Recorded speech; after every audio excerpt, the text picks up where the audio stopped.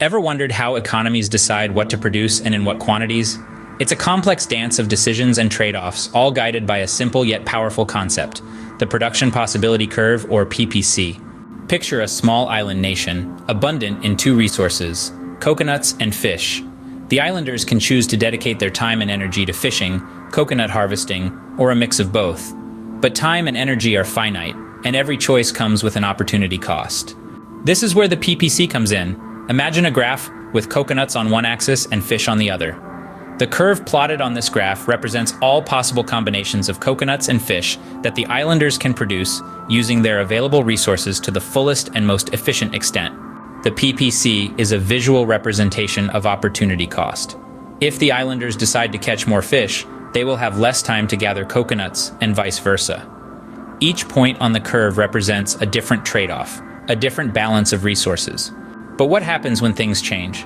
Suppose a new fishing technique is introduced that doubles the catch.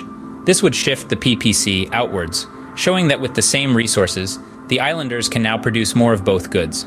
On the other hand, if a storm wipes out half the coconut trees, the PPC would shift inwards, illustrating a decrease in potential output.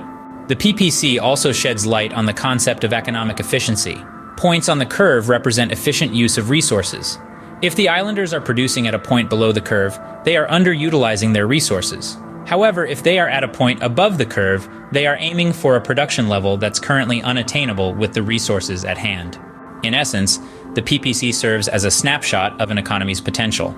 It illustrates the trade-offs and opportunity costs involved in production decisions, shows the effects of changes in technology or resources, and highlights the concepts of economic efficiency, underutilization, and growth. Remember, the PPC isn't just a theoretical concept. It's a tool economists use to understand and predict the behavior of economies, from small island nations to global superpowers.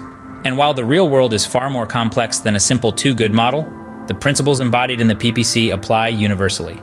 So, the next time you wonder how economies decide what to produce and in what quantities, think of the PPC.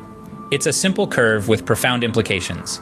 And if you need help in economics, visit www.jaceeconomics.com. The world of economics, with all its complexities and nuances, awaits your exploration.